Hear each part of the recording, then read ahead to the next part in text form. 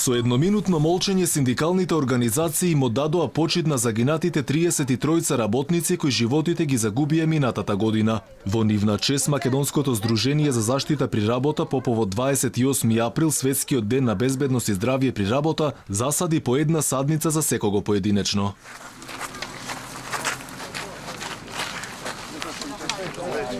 Овие 33 садници денеска беа засадени во чест на загинатите работници, а колку всушност се почитува заштитата на работното место, од синдикалните организации велат многу малку. Дека се почесто се гине на работа потврдуваат и од Македонското здружение за заштита при работа. Велат дека по еден работник неделно го губи животот на работното место. За ваквата црна статистика да се намали, велат потребни се и свест и законска регулатива.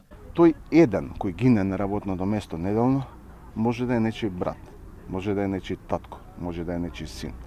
Не можеме да бидеме и понатаму рамнодушни во однос на овие катаклизми кои ни се случуваат.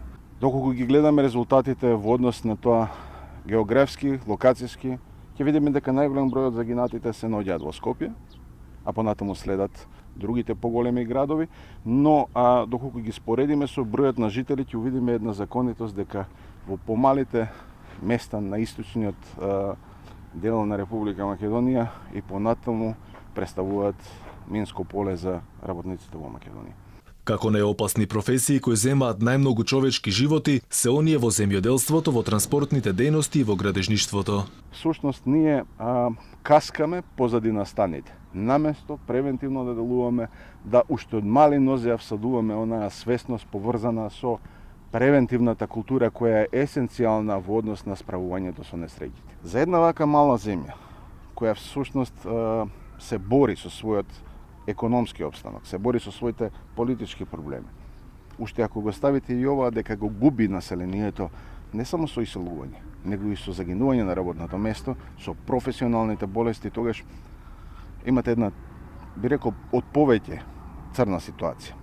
Според Петковски, високите бројки на несреќи се резултат на застојот кој постои во пренесувањето на пораките до газдите и тоа за превентивно делување за заштита на своите работници. Според извештајот на Здруженијето, лани се случиле 124 несреќи при работа. Тврда дека стапката на смртни случаи на секои 100.000 вработени од 4 до 5 загинати работници. Петковски вели дека од година в година, наместо да се намалува, црниот биланс расте. Инаку најмногу несреќи се случиле во јуни на лица помеѓу 25 и 34 години, а во октомври имало најголем број на смртни случаи и тоа на возраст од 45 до 54 години.